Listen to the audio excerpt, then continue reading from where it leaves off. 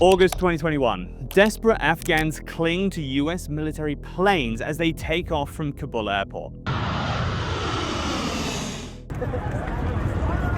The Taliban have conquered an entire country in just 11 days.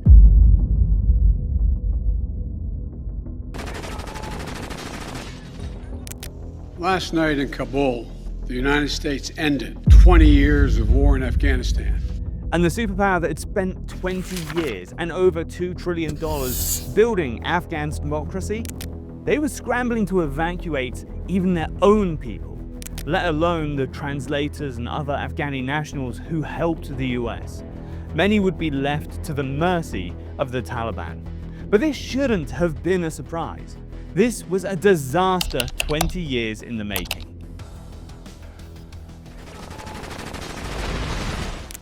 Memories are short, and an entire generation of children reached adulthood during the US's 20-year presence in the country.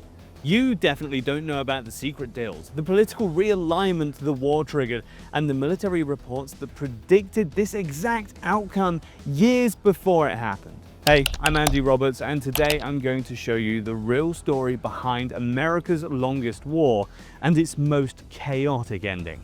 Why was the United States there? What happened once they left? And finally, and most importantly, how was it possible that the withdrawal was handled so poorly?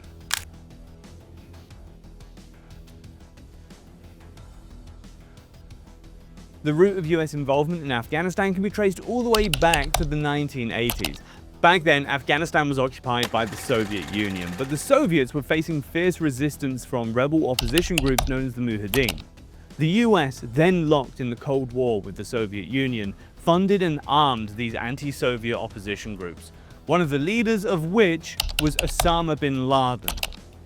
In the power vacuum that followed after the Soviet Union's withdrawal, the Taliban quickly rose to power and worked to purge the country from all outside influence, including cultural influence. Following a strict and harsh interpretation of Islamic law, the Taliban imposed severe restrictions on the rights of women and banned luxuries like foreign music and films. By 2001, essentially, the entire country was under their control. Then, on September 11, 2001, the US was hit by several simultaneous terror attacks that saw two hijacked planes crash into both of the World Trade Center's twin towers, as well as another one hitting the Pentagon. A fourth plane crashed into rural Pennsylvania after the passengers revolted against the hijackers. Altogether, these attacks took nearly 3,000 lives. They are the deadliest terror attacks in the history, and also the deadliest for US first responders like firefighters and law enforcement. It was bin Laden's terror organization, Al-Qaeda, that conducted these attacks, not the Taliban. However, bin Laden operated within Afghanistan's borders, and the Taliban refused to give him up in the immediate aftermath of the attack. This was enough for President George W. Bush to declare war and invade with the intent of destroying Al-Qaeda. This was framed as a war on terror and would eventually expand to neighboring Iraq. However, over time, the US mission would shift. Osama bin Laden would escape to Pakistan in the very early stages of the war, remaining there until his death at the hands of Navy SEALs in 2011. The US actually pulled out of Iraq, but the power vacuum they left led to the rise of ISIS in the country, making them cautious to repeat the same mistakes in Afghanistan. However, the population back home had begun to tire of the war. The initial rationale for the invasion had been all but forgotten, and while troop deaths became far less common in the final years of US occupation, every death still caused Americans both sorrow and anger. In light of this, the US government engaged in negotiations with the Taliban. Despite an effort to create a stable democracy in Afghanistan, complete with its own army, it was generally understood that the only thing preventing the Taliban from regaining power was the United States troop presence there. The goal of the US was not necessarily to ensure the best possible living conditions for the people of Afghanistan, but rather to ensure the country would not once again become a hotbed for terrorist organizations. President Bush and Obama tinkered with the strategy on Afghanistan. And so my message to the people of Afghanistan is take a look at this building. It's a big, solid, permanent structure which should represent the commitment of the United States of America to your liberty. Today I'm announcing a comprehensive new strategy for Afghanistan and Pakistan. I've already ordered the deployment of 17,000 troops. At the same time, we will shift the emphasis of our mission to training and increasing the size of Afghan security forces. Both trying to reach some sort of permanent equilibrium that would allow US troops to return home. Still, given the instability of the region, it looked as if the US might be entangled there indefinitely. And then in 2016, everything changed. The election of Donald Trump in 2016 sent a shockwave, not just through the political establishment of the United States, but across the world. Known for his unconventional approach to politics, his election revived hopes of a US withdrawal from Afghanistan, possibly by brokering some sort of peace agreement with the Taliban. It's worth noting that while the initial invasion in 2001 had received wide bipartisan support, things had changed in the 15 years since. The public as a whole was far less sympathetic to US involvement in the war, and elected officials, Democrats in particular, had also soured on the value of continued investment there, especially as the mission expanded in scope and forgot its original purpose. Donald Trump, as part of the 2016 Republican presidential primaries, promised to withdraw all troops from Afghanistan during his presidency. America will work with the Afghan government as long as we see determination and progress. Once in office, Trump sought to make good on his campaign promise. In late February of 2020, near the end of Trump's first term, it was announced that the United States had brokered a withdrawal agreement with the Taliban. This agreement had some issues. For starters, the Taliban habitually violated the terms by conducting attacks on Afghan forces and continuing to maintain close links with terrorist organizations. The outcome US officials were most keen to prevent. There was also some pushback from the Afghan government, who initially balked at one of the terms of the agreement, which called for the release of more than 5,000 Taliban fighters from prison. As the US began reducing its troop presence, some congressional Republicans warned that the sudden removal of US troops in the country could lead to disastrous outcomes. Democrats, who had largely been apathetic to or against the war during Obama's term, began to grow alarmed at the prospect of a destabilized Afghanistan, as they felt Trump had not negotiated a workable or enforceable agreement. A wrench was thrown into proceedings when Joe Biden defeated Trump in the 2020 presidential elections. New leadership could have meant a new approach to the situation in Afghanistan, including a slower pace of withdrawal or the cancellation of the withdrawal entirely. The United States ended 20 years of war in Afghanistan, the longest war in American history. Our military mission in Afghanistan will conclude on August 31st. The drawdown is proceeding in a secure and orderly way, prioritizing the safety of our troops as they depart. Now, at this point, the US only had about 2,500 troops in the country, certainly not enough for long-term stability, and sending troops back to Afghanistan would have been politically unpopular, so perhaps Biden felt he had no choice but to continue with the withdrawal process. So despite initial insistence that the US would stick to flexible timelines and only remove troops contingent on the Taliban meeting their obligations to the US, as per the treaty, President Biden announced a fixed withdrawal date. As well as with Mr. Ghani and many others around the world, I've concluded that it's time to end America's longest war. It's time for American troops to come home. September 11th, 2021. Precisely 20 years after the terror attacks that had drawn the US into the region in the first place. This timeline would eventually be moved up to August 31st, citing safety concerns for American diplomats stationed there. Around that time, Secretary of State Antony Blinken was telling Afghanistan President Ashraf Ghani that the security situation in the country could deteriorate rapidly after the US withdrawal, possibly allowing the Taliban to quickly take massive territorial gains. Security analysts had noted that the Taliban had become more aggressive since the peace talks had begun in earnest. While they avoided antagonizing US troops, clashes with Afghanistan's army became more common as they appeared to prepare for a large-scale offensive as the US withdrew. When asked if he saw any similarities between the US's withdrawal from Afghanistan and the retreat from Vietnam, Biden chose to ignore the assessment of US intelligence that predicted the government of Afghanistan could quickly collapse and said, Mr. President, some Vietnamese veterans see echoes of their experience in this withdrawal in Afghanistan. Do you see any parallels between this withdrawal and what happened in Vietnam with some people feeling? None whatsoever. Zero. What you had entire brigades breaking through the gates of our embassy. None whatsoever. Zero. The Taliban is not the South, the North Vietnamese army. They're not remotely comparable in terms of capability. There's going to be no circumstance where you see people being lifted off the roof of the embassy of the United States from Afghanistan. It's not at all comparable. The likelihood there's going to be the Taliban overrunning everything and owning the whole country is highly unlikely, he added. On June 6th, the Taliban captured their first province in violation of the agreement with the United States.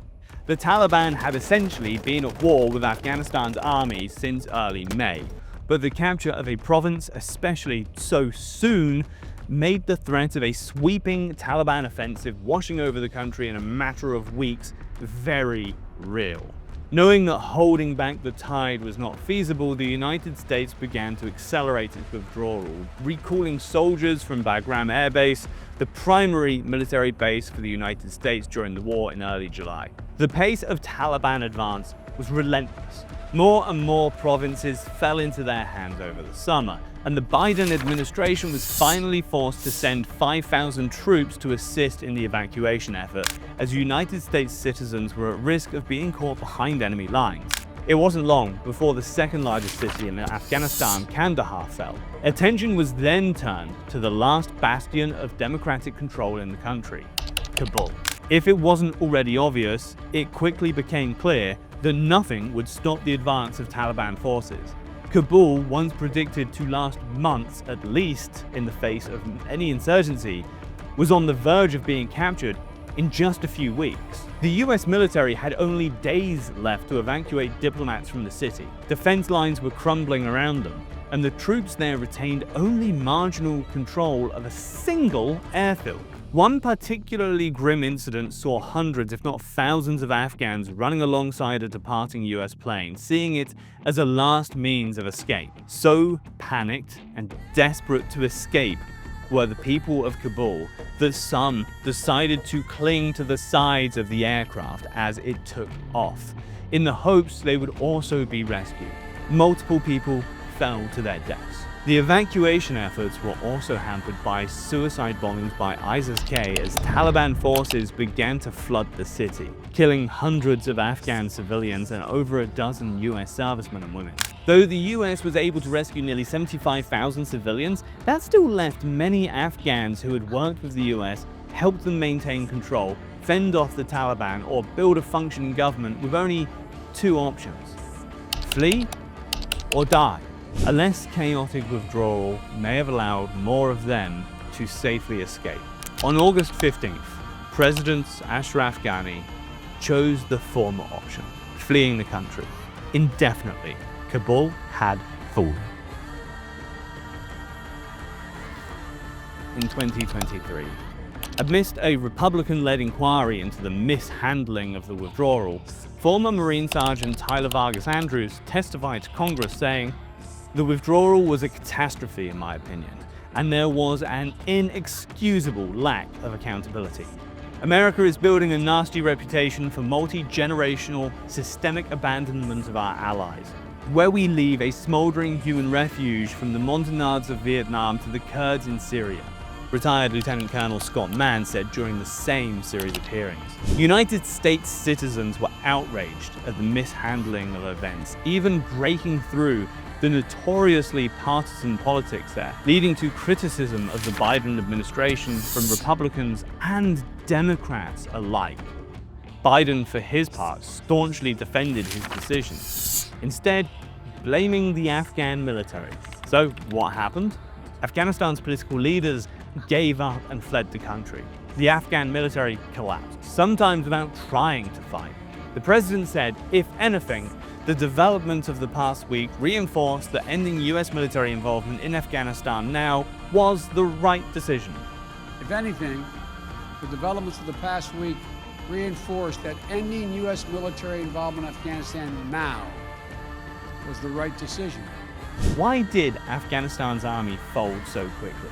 Well, corruption was a major root cause. Generals sometimes pocketed money earmarked for the soldiers or bought lower quality food and equipment, then pocketed the budgetary difference. Loyalty was rewarded with promotions more often than competence. Ground-level soldiers also faced low pay, inconsistent food supply, and no benefits paid to their families in the event of death due to combat, giving them little to no reason to risk their own lives. Training was difficult as many recruits and even commanders couldn't read or write, and once US troops moved on, backsliding was all but inevitable. US troops on the ground were not blind to the problems, and often cited them to reporters and political leaders, but the US government downplayed or ignored these warnings, often insisting that Afghanistan's army was getting stronger every day. In any case, the speed of the Afghans' army collapse indicated that they were a long way off from being able to defend and control the country without direct US backing. So in some sense, it's correct to argue that the choice was either to surrender the country to the Taliban or maintain US military presence in the country for decades. Still, few argue that the withdrawal couldn't have been handled better. One of the biggest criticisms of the Biden administration's decision-making was the choice to stick to a rigid withdrawal date well past the point that it was just clear that troops and diplomats on the ground would not be ready within such a timeline. Though he took no blame, Biden would still suffer consequences. The messy withdrawal, including the deaths of US ground personnel, would damage him politically. Biden had won the popular vote of the recent presidential election by 4.5 percentage points, a relatively comfortable victory by American standards, and had enjoyed a honeymoon period of high approval ratings. Those cratered in the wake of the withdrawal and would never recover, contributing to his loss to Donald Trump in the 2024 election. Of course, it was the people of Afghanistan that suffered the most, lacking a peaceful transfer of power or any government upholding order during the chaos, as the US pulled out of the region for good. They were exposed to horrific violence. Witnesses recalled seeing their mothers holding their dead children and the Taliban beating civilians in the streets. Repressive Islamic law would be swiftly reimposed, harshly curtailing the rights of women and greatly repressing freedom of expression. Looking to prevent the Taliban from abusing funds, humanitarian aid to the region was cut off, leaving a corrupt government with no administration in place to distribute resources, causing at least 1 million children to become severely malnourished. Though the Taliban control the vast majority of the country, many rebel opposition groups are active, particularly away from major cities. These groups are small and have limited formal backing from the global community and are therefore unlikely to wrest control of the country away from the Taliban, and so they are yet another ingredient of instability simmering in the area. So who is to blame for the disaster in Afghanistan? Biden? Trump? Perhaps this was inevitable from the moment America decided to invade. Building a sustainable democracy in the country was always going to be a long-term project, and the US vastly underestimated both its scale and its timeline. The failure served to make the country more isolationist, which is reflected in the current wars in both Ukraine and Israel, with only monetary support offered, no troops on the ground. And for all the blood and money and time spent in Afghanistan, the US didn't even achieve its original goal of wiping out Al-Qaeda. Many of the senior leaders of the Taliban are former members of the terrorist group, and their memories are long. To once again quote Lieutenant Colonel Scott Mann, "Our veterans know something else that this committee might do well to consider. We might be done with Afghanistan, but it is not done with us."